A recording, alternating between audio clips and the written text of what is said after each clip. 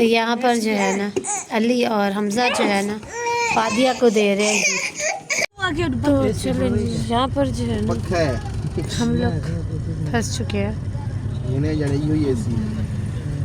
Rush बहुत ज्यादा है ना।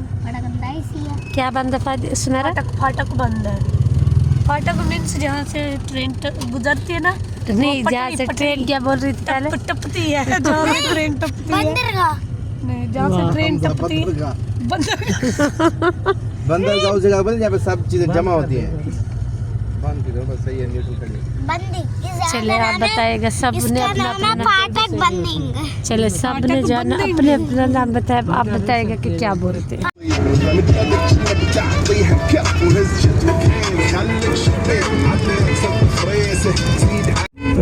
फिर से मिलेंगे ये सारी बातें तुझसे कहेंगे दुनिया। कब से निकले सितारा के घर से और हम लोग बस जा ही रहे हैं पता नहीं ये कहाँ जा रहे हैं, बस जा ही रहे हैं। बाबा से पूछो ना। बाबा को भी नहीं पता। जहाँ जहाँ गाड़ियाँ जा रही हैं हम लोग भी उसके पीछे पीछे ही जा रहे हैं। अब देखते हैं कि हम अपनी मंजिल पे सही पहुँचते हैं या फिर कहीं और ही निकलते हैं। रात हम लोग अगर हम कराची निकल गए तो इतनी भी नहीं है, कोई आंधी मची के कराची निकल जाएंगे पता ही नहीं चलेगा। अबाया पहना अच्छा जी नकाब पर आते ही ना हमें मिल रही है चावल की रोटी और साग। बाकी बन रहा था, मैंने कहा मुझे पहले दे दो, मुझे तो लगी है भूख। और ये नवाब साहब जो है ना मेरी गोद में और मैं बस ये खाना खाती हूँ, उसके बाद जो है ना चाय पियेंगे। ये आज का जो है ना थोड़ी सी गपशप थोड़ा सा व्लॉग क्योंकि मैंने नहीं बनाया था रास्ते में और ना ही मेरे कुछ इस तरह से तबीयत थी कि मैं व्लॉग बनाती। मेरा इरादा जो था यहाँ पर आने का मतलब अपने ये 4 दिन के चिले के बाद उस टाइप भी आने का था। और मैंने कहा शहबाज भाई के घर से भी हो आऊँगी, बाबर लोग घर जाएंगे, अपनी गाड़ी होगी, इंसान आराम से सुकून से आता है। तो फिर अचानक क्या हो के दिलबर कहते हैं कि नहीं अभी जो है ना हम लोग अकीका भी नहीं कर रहे, अकीका हम लोग करेंगे गर्मियों की छुट्टियों में, बाबर भी आ जाएगा उसने भी करना है और हम सब एक साथ गाँव में जाकर करेंगे। तो फ़िलहाल अकीका नहीं कर रहे। तो बाबर भाई को पीछे जाना था क्योंकि बच्चे जो है ना जो लड़के मतलब काम के लिए रखे हैं वो सही से काम नहीं कर रहे। तो उन्होंने कहा बस हम लोग 2 या 3 दिन के लिए जा रहे हैं, तो हम लोग जो है ना वापस आ जाएंगे इस डेट को, तो फिर हम लोग आगे चले जाएंगे। तो मैंने कहा चले ठीक है आप लोग हो, एक कज़न को भी लेते जाए, उसको भी छोड़ कर आइएगा और है ना और फिर कौन जाएगा क्योंकि लेडीज़ एक लाजमी होनी चाहिए उसको छोड़ने के लिए। मैंने कहा चले आप जा रहे हैं आप लोग ले जाओ, उसको छोड़ के आ जाना, मैं तब तक मैंने कहा यहाँ पे बच्चों के साथ हूँ। फिर है ना ये था कि दिलवर को भी शादी पे जाना था, वहाँ पर उसका भी जाना बहुत ज़्यादा ज़रूरी है। साफ ज़ाहिर इंसान आगे पीछे आता जाता रहता है, लेकिन जब आप किसी के दुख में और सुख में शरीक ना हो तो फिर वो चीज़ें ना इंसान को लगती है। उनका भी यजमान जाना शादी पे ज़रूरी था, इनकी भी ये डेट आ रही थी। तो मेरा कहती अकेली क्या करोगी, बच्चे तंग करेंगे, वैसे भी ना मेरे जो ना यकीन जाने मुझे हैरत होती है कि जिनका वेट बहुत ज़्यादा उनके सी सेक्शन हो रही है और वो कैसे मतलब वो कर रही हैं खुद को। मेरे 1 मंथ से ऊपर हो गया लेकिन मेरे अभी तक भी ठीक नहीं हो रहे, एक साइड से ठीक होते हैं दूसरी साइड से ख़राब हो जाते हैं। तो मैंने कहा चलें जो घर के पास डॉक्टर है ना उसके पास चल जाऊँगी, वहाँ से ना मैं इंजेक्शन लगवाती रहूँगी जो ज़ख्म सुखाने वाले होते हैं ताकि जल्दी से सूख जाए। अब इंसान किसको इतनी देर अपने साथ बिठा के रख सकता है, नहीं आप बैठो हमारा करो, अपना घर बार छोड़ दो। तो ये चीज़ भी सही नहीं है, अपने फ़ायदे के लिए बंदा किसी दूसरे का नुकसान नहीं कर सकता। फिर मजबूरी ये थी कि मेरी सास भी उधर आई हुई थी, सब सारे बहन भाई है, जब उनका ऑपरेट हुआ था तो उनकी भाभी ने उनको बहुत किया था। अब इस टाइम पे वो उनके पास न जाती तो ये भी एक बहुत बड़ी मतलब बुरी बात समझी जाती। सारी चीज़ें मिला मिलू के ना इस चीज़ को रखते हुए फिर ही मैंने ये डिसीजन लिया। मैंने कहा चले अपनी गाड़ी पे जा रहे, सुकून से जाएंगे फिर सुकून से ही वापस आ जाएंगे। मैं भी वहाँ पे ना अपने रेगुलर 3 दिन जो होंगे ना मैं सुबह शाम के इंजेक्शन लगवा लूँगी।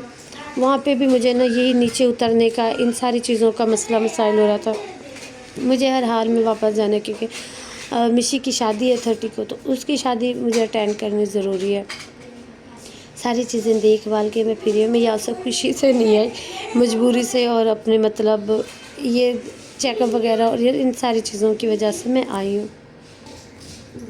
तो बस ये सारा कुछ था और उसके अलावा कुछ भी नहीं था। अल्हम्दुलिल्लाह यहाँ पे भी सुकून से आए, रास्ते में सितारा से और नानी से भी मिल के आए थे।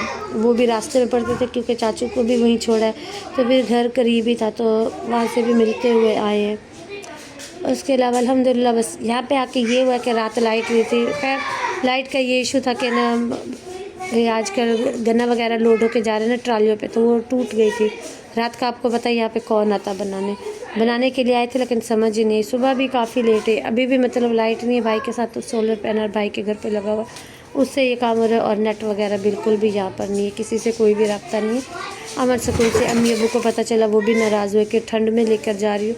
फिर मैंने कहा नहीं, वो उधर शादी पे जाते और ये सारा कुछ था, तो मैंने कहा मैं फिर वहाँ घर पे अकेली रहती, उससे बेहतर था इधर आ गई हूँ। बच्चे भी थोड़ा एंजॉय कर लेंगे। अब सर्दियों की गर्मियों की छुट्टियों से पहले तो हम लोग कहीं भी मतलब नहीं आ जा सकते। मैंने कहा चले सारे बच्चे एक साथ मिल जाएंगे और अच्छे से एंजॉय करेंगे। पर इन लोगों ने ना हमारा जो है ना जीना हराम किया हुआ है। देखो पापा की तरह बाल है। वाह वाह वाह, पापा की तरह मीर ने चैन पहन ली। आपने भी पहन ली है।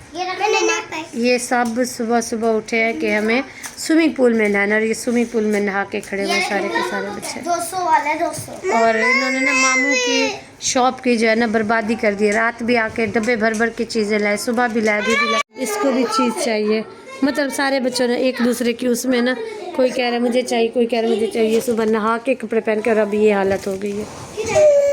भी लास्ट में यही कहा कि तुम जा रही हो, अगर यूसुफ को कुछ हुआ, ठंड लगी या कुछ उसकी तबीयत ख़राब हुई, तुम्हारी खैर नहीं। और उसके अलावा ये कि तुम फिर ईद पर नहीं जाओगी। अब अगर मैं ये बात उससे करती कि मतलब आप भी चले जाओगे तो फिर मैं यहाँ पे कर, तो उसका ना गुस्सा सातवें आसमान पर है। मैंने कहा चलो उस बात को, वो तो हमेशा गुस्सा करते ही रहता है, कोई नहीं, घर की बात है, ये इबादत होगी है। बाकी जो है ना बस ये सारी डिटेल थी, ये सारा कुछ था। इंशाल्लाह बस 1-2 दिन तक हम लोग वापस चले जाएंगे। कल इंशाल्लाह शायद कुछ प्रोग्राम बन जाए किसी चीज़ का, तो फिर वो भी आपके साथ इंशाल्लाह ज़रूर शेयर करूँगी। बाकी मैंने दिलबर से ये कहा था, मैंने कहा गाँव जा रही, चलो इसके ना मुन्ने के ख़तने भी यूसुफ के करवा लेंगे। ठंड है, छोटा भी है, तो अभी ना जल्दी से ठीक हो जाएगा। पैम्पर वगैरह लगा रहेगा ना, ठीक हो जाएगा। बड़ा हो जाएगा तो इसको फिर मसला होगा। तो कहती है नहीं अभी छोटा है, अभी नहीं करवाने, बाद में करवा दूँगा।